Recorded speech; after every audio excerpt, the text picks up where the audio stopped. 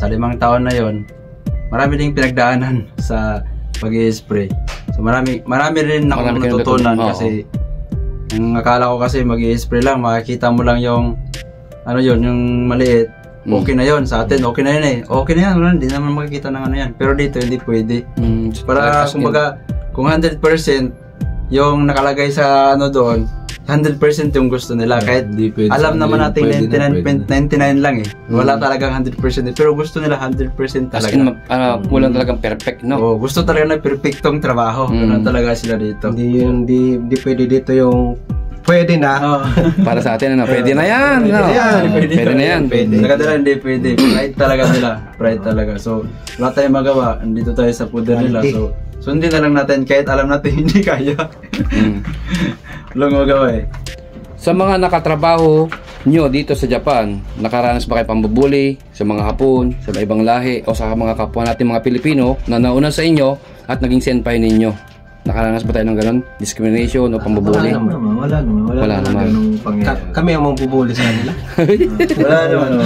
Next, question number 6. So, ito mga pa, no? So, mga kwento, ito pong isasagot nila ay ito po ay opinion po. Uulitin ko po, opinion po nila. Ito, hindi po namin ito ginawa para discriminate yung ating bansa. Ano naman po ang masasabi ninyo dito sa Japan? Ano ang malaking pagkakaiba ng Japan sa atin sa Pilipinas? Disiplina. Number 1 talaga disiplina. Una kasi talaga, hindi naman sa sinasabi kong pangit ang Pilipinas.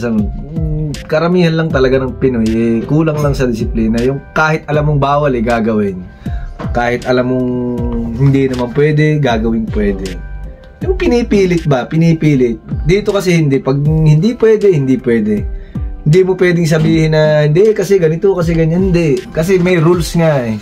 Rules rules. Kung ano yung patakaran nila dito sa Japan, sumunod ka. Kung pag hindi ka sumunod, sorry. Dahil kapag tulad ng isang halimbawa na dito, pagsapit siguro ng mga alas 5, alas 6, alas 7 ng hapon, gabi, ala ka nang makikitang tambay sa labas, ala ka nang makikitang pagala-gala.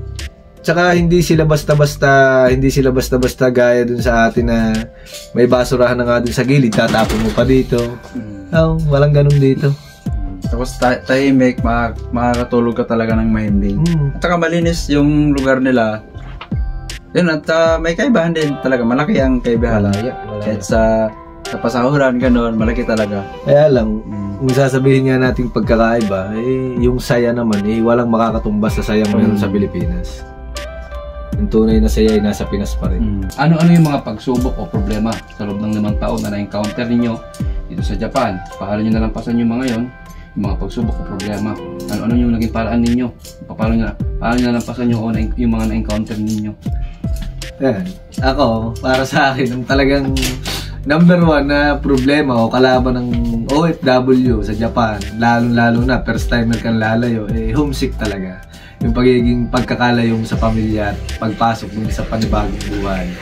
Yun talaga magiging kalaban mo dito sa Japan, homesick. Pag hindi ka talaga gagawa ng pagkakalibangan mo, pagkakaaliwan mo, wala, masisiraan ka dito ng bike. Kailangan mo alamin sa sarili mo. Oo, kailangan mo talagang alamin yung sarili mo. Lumabas ka ng kwarto, makipag-usap ka sa ibang tao. Pwede nga, labas ka dun tapos magsisigaw ka dun, pero wag ganun. Hindi pwede kasi dito yung sa kwarto ka lang, Ayaw. Hindi pwede dito yung ganun. Kailangan gumawa ka ng way para hindi yung sa kwarto ka lang, tawag ka lang ng tawag sa Pilipinas, iyak. Walang mangyayari. Makakauwian mo, uuwi ka na lang. Yun lang. Ikaw, Pai? Ano yung pinagdaan mo sa loob ng 5 taon na pasan mo? Experience ko, yung problema. Yung naging problema ko dito yung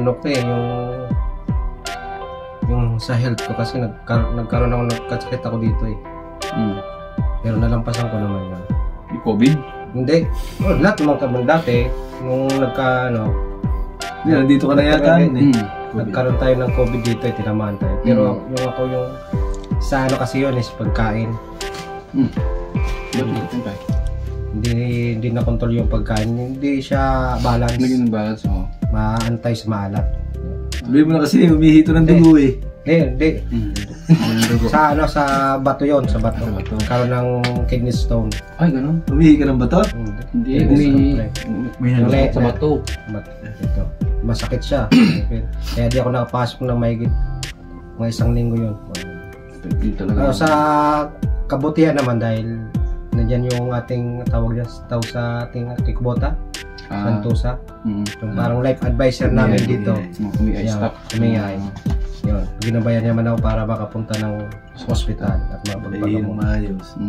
So, awa ng Panginoon, gumaling tayo sa sakit na yun. Sakit na yun. So, nagkasakit pala dito. Mahirap kaya yung nung sayonara party namin kahapon, sinabi ko doon na ingatan yung sarili nyo. Oo. Iwasan nyo magkasakit. Kaya pala, yun ang binabanggit niya kahapon. Oo, kasi nga, umihi ng bato yan eh. Hindi. Bato ng bato. Umihi ng bato. Kasi si Dati. Mahirap yun, ihihin mo yung bato. Teka, pre, anong inihi mo dati? Experience. Sa akin rin yun. Yung problema yung COVID. Ay, talaga. 2021, no? Isang buwan kami dito nakatingga. Ay, pagsimplang ng bike. Pagsimplang. Yun. Isa pa yun. Simplang ako sa bike ng mag-ingat din kayo kasi mga kwento. Yung pagbabike nyo, ingat kayo baka. Ingat kayo pagtatrabaho nyo, di kayo makapasok. COVID yun. Isa sa mga problema. Malaki talaga yung na-encounter namin dito. Kala namin mamamatay na yung dala kong kasama eh. Pa-admit na nga eh. Si Michael. Grabe yun. Hindi daw sila makain. Hospital yun eh. Pinuntahan pa na dito. COVID daw, nung dati nun. Yun yung grabe talaga. Kaya naman, mentally and health condition ko naman dito is naging okay. Siguro, ang pinakamalaking naging dagok sa akin dito personal matter na hindi na family na. Family matter na private na. Hindi na dapat Next. So anong masasabi niyo, may bibigyan yung advice sa mga nagsasabi sa mga ibang Pilipino o ibang vlogger na sa ngayong taon 2025 ay hindi na worth it daw ang mag-Japan dahil sa baba ng yen to peso dahil sa bagsak ng hindi na worth it mag-Japan. So, para sa akin, worth it pa rin kasi hindi mo naman mapupulot sa Pilipinas ang kikitain mo dito. Worth it pa din. Hindi naman kasi kung kaya mong kumita sa Pilipinas ng 40,000 sa isang buwan, sa Pilipinas ka na lang. Pero kung sumasahod ka lang ng 15, 20, bakit hindi ka mag-Japan? Sasahod ka pa rin naman dito ng 50, 60. Worth it pa rin. Nasa iyo na lang yun kung paano mo titipirin yung sarili mo dito. Hindi naman totaling titipirin. Kumbaga, pag di naman kailangan, wag mong bilhin. Huwag mong bilhin. Pag di kailangan, wag mong bilhin. Pag hindi kailangan paggastusan. Pag hindi kailangan paggastusan. Huwag ka lang masyadong maluho. Sakto. Yung sasabi ng gano'n na hindi na worth it yung Japan. Sa'yo yun. Sa'yo lang yun.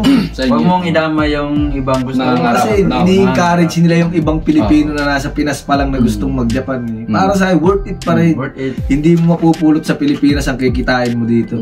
At saka, kami dito, nandito sa Japan, hindi lang yung pera yung pinunta namin dito. Yung siguro nandun na tayo. Pero pag nadating mo dito, marami kang matutunan.